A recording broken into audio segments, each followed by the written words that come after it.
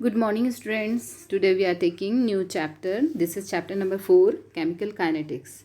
So this is the first lecture. In this lecture we are taking Chemical Kinetics introductory part. So sometime we have already seen that some reactions are very fast and some reactions are very slow and some are of average speed. Let we see.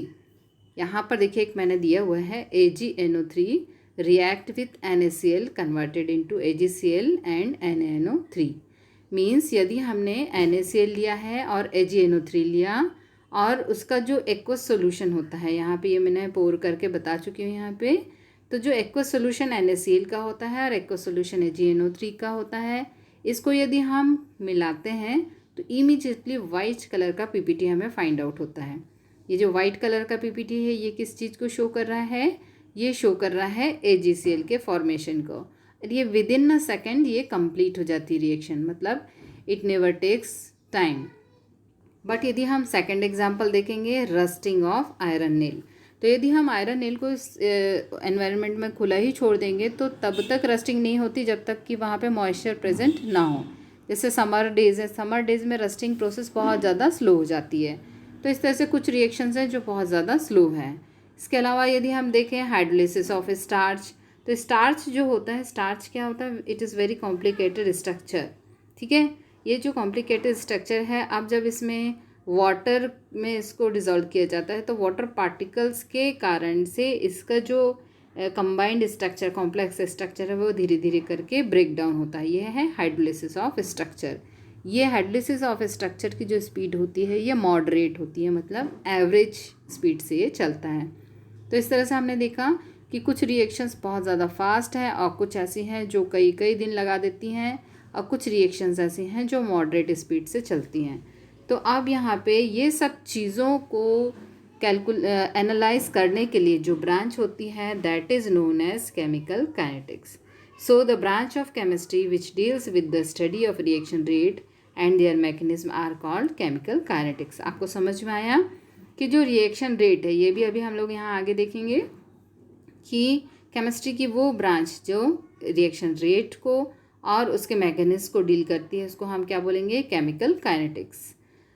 Now chemical kinetics को हम पढ़ क्यों रहे हैं? Kinetic study not only helps us to determine the speed or rate of chemical reaction but also describe the condition by which the reaction rates can be altered।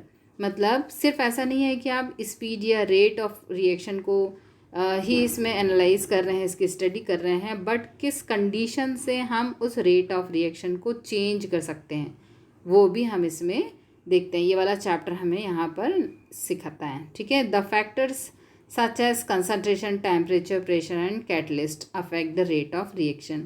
मतलब इस rate of reaction को या speed को effect डालने के लिए कुछ factors होते हैं, जैसे कंसनट्रेशन है, टेम्परेचर है, प्रेशर एंड कैटलिसिस है। तो ये कैटलिस्ट हैं। तो ये सारे, ये जितने भी फैक्टर्स होते हैं ये केमिकल काइनेटिक्स पर भी अपना असर डालते हैं, उसके स्पीड पर असर डालते हैं। ठीक है, तो अब यहाँ पे बार बार वर्ड आ रहा था रेट ऑफ रिएक्शन। तो रेट ऑफ रिएक्शन एक्चुअली होता क्या है? Let we define it.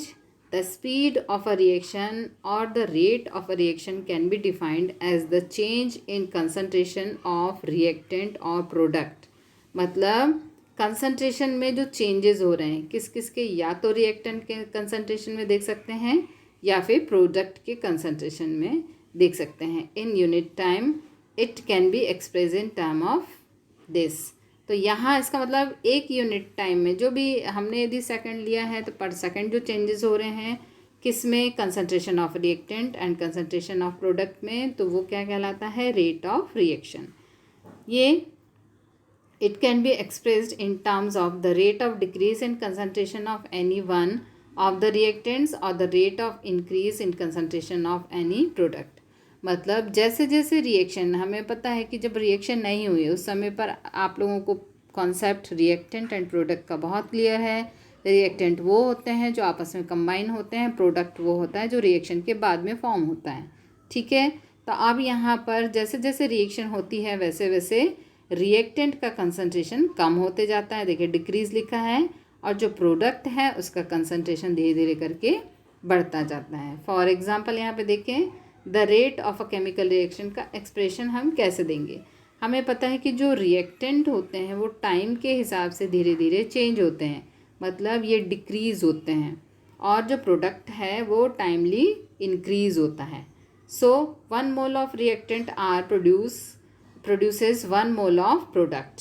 मतलब यदि 1 मोल ऑफ रिएक्टेंट लिया है और 1 मोल ऑफ प्रोडक्ट प्रोड्यूस हो रहा है, if R1 and P1 are concentration of R and respective at the time T1 and R2 and P2 are their concentration at the time T2। मतलब यदि हमने T1 time लिया है उस समय पर जो रिएक्टेंट है वो R1 है और प्रोडक्ट P1 है। ऐसे ही टाइम यदि हमने T2 लिया है तो प्रोडक्ट रिएक्टेंट हमारा R2 एंड प्रोडक्ट कैसे होंगे P2। तो टाइम में जो डिफरेंस आएगा वो कैसे लेंगे हम लोग, जो बाद वाला टाइम है वो माइनस पहले वाला टाइम। लेकिन जो रिएक्टेंट होता है, अब रिएक्टेंट में भी डिफरेंस कैसा आएगा, जो रिएक्टेंट R2 माइनस R1। ऐसे ही प्रोडक्ट का जो आएगा P2 माइनस P1। लेकिन टाइम के अकॉर्डिंग R2 कैसा, R2 और R1 कैसा होता है, कम होते जा रहा है रिएक्टेंट का। इसका मतलब R2 जो रहेगा वो छोटा रहेगा R1 के कंपैरिजन में, जबकि यहाँ P2 ज़्यादा रहेगा P1 के कंपैरिजन में। तो इस तरह से यदि हम देखें यहाँ पर तो क्या होता है, rate of disappearance of R, धीरे धीरे करके जो R होता है वो कम होते जा रहा है, इसका मतलब डिक्रीज़ हो रहा है। तो ये हम इसको किस फॉर्म में लाएंगे, माइनस। इसके सामने हमेशा माइनस का साइन दिया जाएगा। तो जब हम किसी भी रेट ऑफ रिएक्शन की एक्सप्रेशन लिखते हैं तो उसके लिए हम दो तरह से लिख सकते हैं, या तो rate of disappearance of R मतलब decrease in concentration of R upon time taken. तो धीरे धीरे करके जो डिफरेंस ऑफ R आ रहा है वो कैसे रहता है, हमेशा माइनस में रहेगा, ठीक है। लेकिन यहाँ पर क्योंकि रेट वर्ड दिया है तो R अपॉन T मतलब कंसंट्रेशन अपॉन टाइम, तो टाइम के अकॉर्डिंगली जो चेंज हो रहा होता है उसको हम क्या बोलते हैं, रेट ऑफ रिएक्शन। अब यहाँ पे rate of appearance of P for product. तो प्रोडक्ट हमें पता है कि बढ़ रहा है, टाइम के हिसाब से क्या हो रहा है, इंक्रीज़ हो रहा है।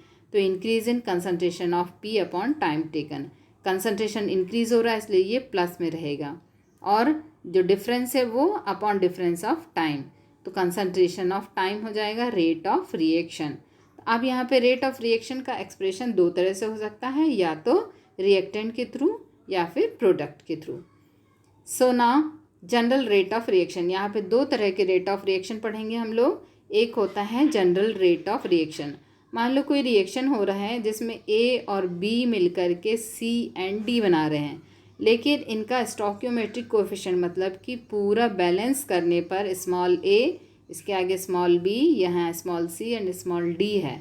मतलब अभी इसके बाद में एक एग्जांपल और बताऊंगी मैं आपको। तो इसका रेट ऑफ रिएक्शन हम किस तरह से लिखेंगे, रेट ऑफ रिएक्शन हम दोनों तरह से लिख सकते हैं। Rate of disappearance of reactant के थ्रू लिख सकते हैं। अब रिएक्टेंट यहाँ पे क्या है, A और B, तो A के आगे स्टोइकियोमेट्रिक कोएफिशिएंट जो भी रहेगा वो हमेशा माइनस के बाद में 1 के नीचे आएगा। याद रखना है हमको, जितने भी स्टोइकियोमेट्रिक कोएफिशिएंट होते हैं वो सारे के सारे 1 अपॉन करके आते हैं। तो अब ये क्योंकि रिएक्टेंट है इसलिए इसके आगे माइनस लगेगा, तो 1 upon A and difference of A upon difference of time. या यदि हम B के अकॉर्डिंग देखें तो minus A upon B difference of B upon difference of T।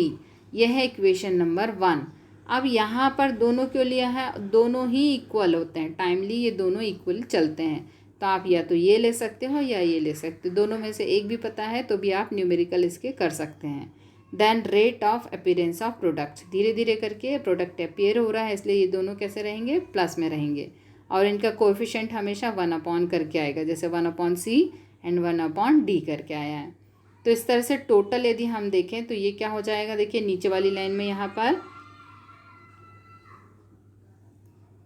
ये है, सबसे नीचे वाली लाइन आप लोग को दिख रही है, minus 1 upon A and difference of A upon difference of T is equal to minus 1 upon B difference of B difference of T is equal to plus 1 upon C difference of C and difference of T is equal to 1 upon D difference of D and difference of T। ये total overall इस equation का यहाँ पर expression है।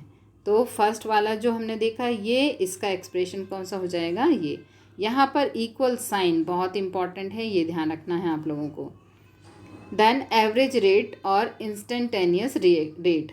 अब यहाँ पर दो तरह के रेट हो गए। पहला एवरेज रेट, तो average rate depends upon the change in concentration of reactant और product and the time taken for that change to occur. जैसे इक्वेशन 1 से लेकर के 5 तक का हमने दिया है, ठीक है। अब यहाँ पर जैसे दिया है, the rate of reaction at the particular moment of time is called as the instantaneous rate. मतलब ये पूरे ओवरऑल रिएक्शन के ड्यूरिंग में हो रहा है, जबकि ये जो इंस्टेंटेनियस है ये पर्टिकुलर टाइम को लेकर के किया जाता है। सो यहाँ पे इसको एक बार और डिमॉन्स्ट्रेट किया है इंस्टेंटेनियस रेट क्या होते हैं। इसको यदि हम एक्सप्रेशन इसका देंगे तो क्या होगा, R for the rate of reaction है, स्मॉल आर जो होता है रेट ऑफ रिएक्शन के लिए है। एवरेज यदि हम निकाल रहे हैं तो रिएक्टेंट और प्रोडक्ट दोनों इक्वल यहाँ पे शो हो जाएंगे, और दैट विल बी, ये इसका एक्सप्रेशन हो जाएगा। इसके बाद में यदि इंस्टेंटेनियस है तो इंस्टेंटेनियस में एक पर्टिकुलर टाइम लिए, देखिए यहाँ पे डी टी लिखा है हमने, यहाँ पर डेल टी लिखा है, यहाँ पे डी टी लिखा है। तो जब इंस्टेंटेनियस लिया जाता है एक पर्टिकुलर टाइम पर यदि पूछ रहा है तो वहाँ पे वर्ड आएगा डी टी, ठीक है। ये दोनों का यहाँ पे ये डिफरेंस हो गया। अब यहाँ per unit of rate of reaction ये है मोल पर लीटर पर सेकेंड। देन असाइनमेंट, आपको यहाँ मैंने 2 क्वेश्चन दिए हुए हैं, ये आपको सॉल्व करना है फेयर कॉपी में मुझे और सबमिट करना है। So thank you student.